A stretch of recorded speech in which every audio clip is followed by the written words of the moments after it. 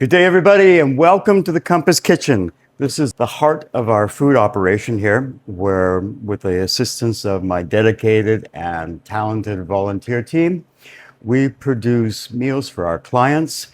We serve in the vicinity of 6,000 meals a month that comes out of this kitchen.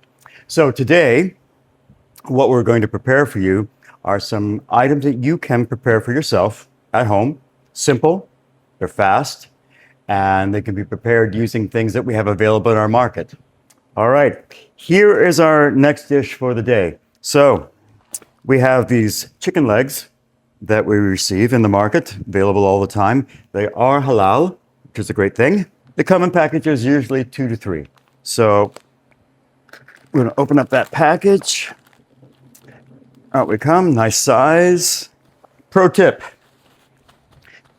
When you've taken it out of the freezer, let it defrost, butcher it when it's slightly frozen, slightly. You'll find it much easier to work with. At the very least, make sure it's chilled before working with it. So these chickens come with the back attached.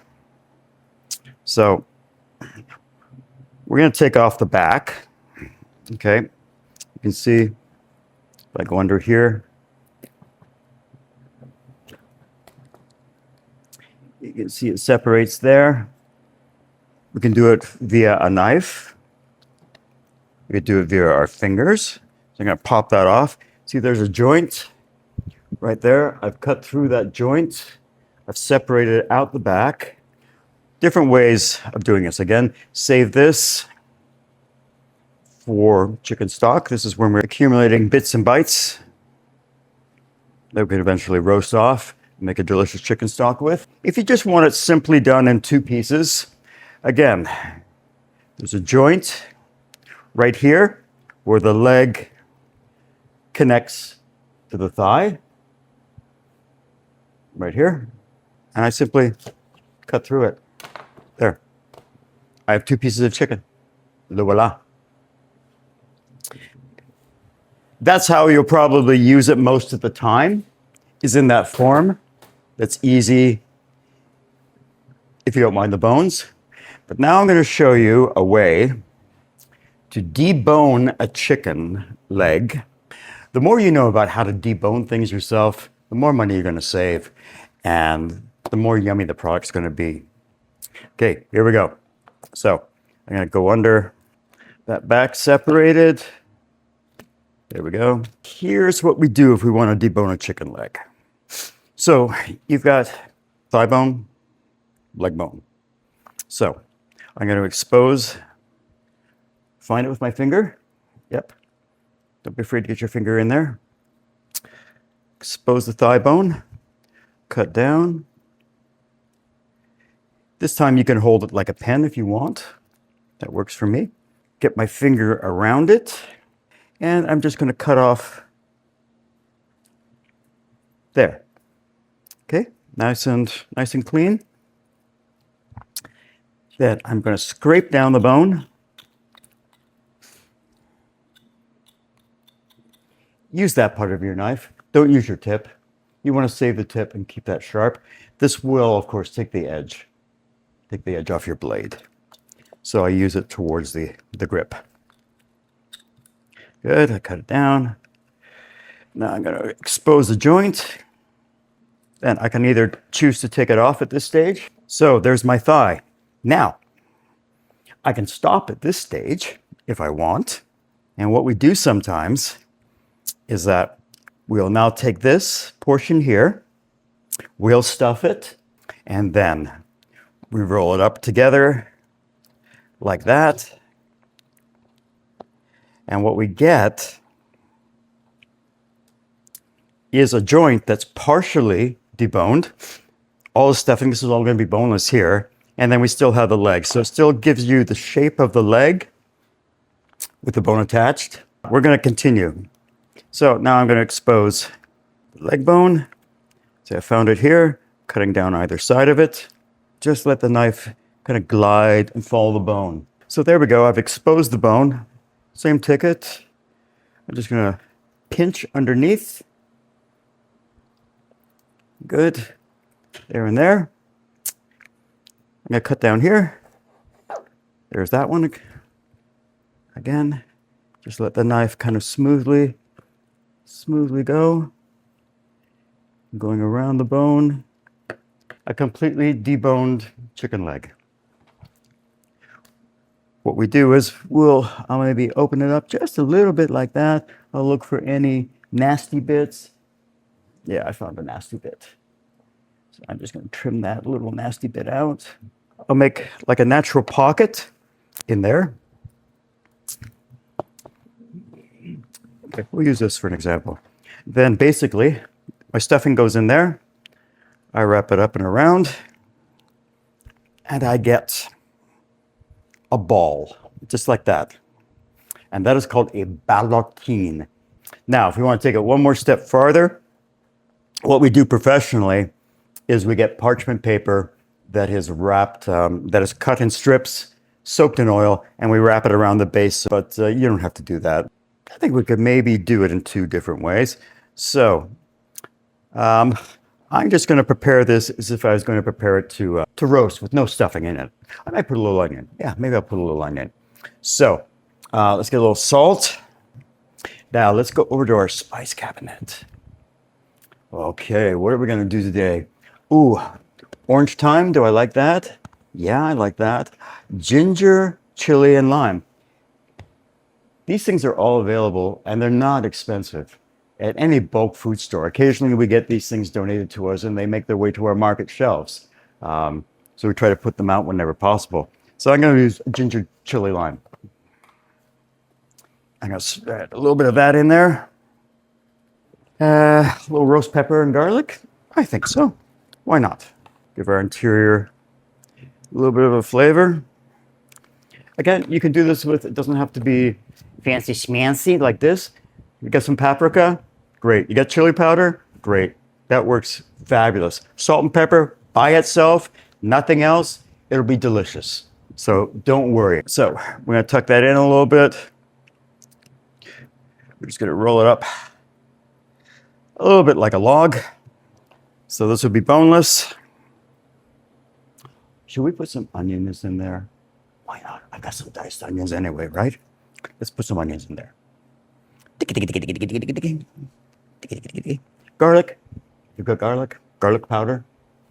Works just fine for me. Okay. So I'm going to cut just a little square out of it. Okay. I'll put some oil in the pan.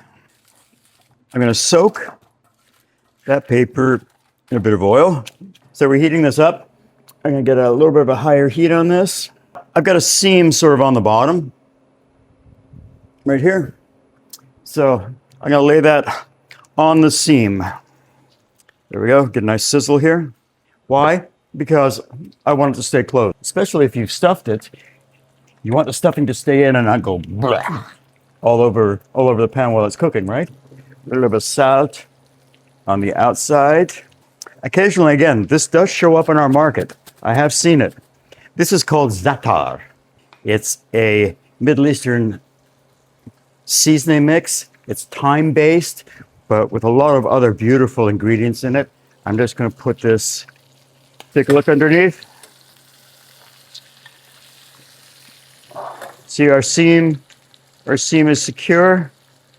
Beautiful. Good. Okay. Reshape it. Pop it in the oven. Here we go. Again, 400 degrees. We'll let that go for about 10 to 15 minutes. I got pot. There we go. This time I'm going to use oil.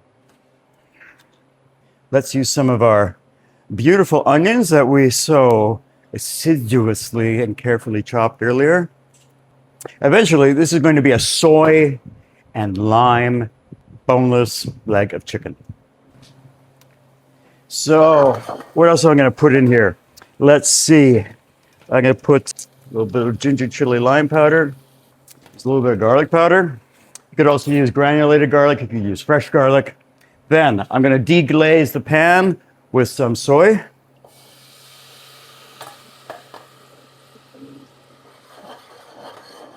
Add a little bit of lime juice.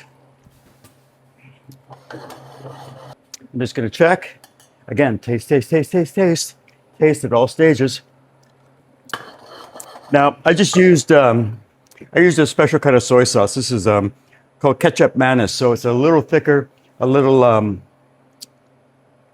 sweeter than your normal soy sauce. However, do not be dismayed. You do not have to go looking for this. Get your normal soy sauce, add a little bit of brown sugar.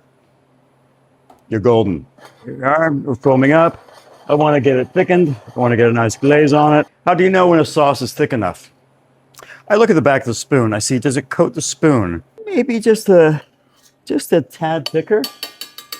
I like to use reduction rather than using artificial thickeners. So whenever I can, I just try to reduce the liquid, and it intensifies the flavor and it thickens up naturally. Here we go. Yeah, that's a nice consistency. I'm liking that. Beauty. Now you can spicy this up if you've got some cayenne or some chili flakes. All those things will help. Let's take a look at our chicken. Okay, yep. Browning nicely. Yeah, browning nicely. Put that back in. About 5 minutes to go with it, and then we'll be ready to put it on a plate and sauce it. So you want to be like Gordon Ramsay. You can be like Gordon Ramsay. So I'm putting this over the oven. Putting a little more margarine in there. Just going to let that foam up a little bit. We're going to baste. Let's take a look at our inner temperature. I'm at 170 degrees, which is quite fine for chicken. Again, once you take it out and let it rest for a little while, it's going to increase the temperature. Nice. Maybe one little last basting. I'm going to put just a little bit of that flavored chicken fat into the sauce we prepared. On the cutting board here, you've heard of probably the term resting the meat, which means lets the juices sort of accumulate back and redistribute themselves throughout the meat. Otherwise, if you cut it like right out of the oven, it's going to flow all over the place. So if you can give it like 5 minutes to rest, it's a good thing. Well, let's cut it. Beautiful. You see the herbs, the onions. Take that on our plate. Here's my sauce. So it's beautiful, sweet, lime. It's got great aromatics to it. It's gonna drizzle that sauce on top of it. Just like that. I know, you're getting restaurant style food here. You can do this at home. Look how easy it was. It was really easy. I'm gonna take, sometimes we give away microgreens, right? Microgreens in our, it's nice to have something a little bit fresh when you've got sort of an intense kind of sauce like this reduction. So I'm just gonna put a few little microgreens on top. Look at that. Again, what a treat at home.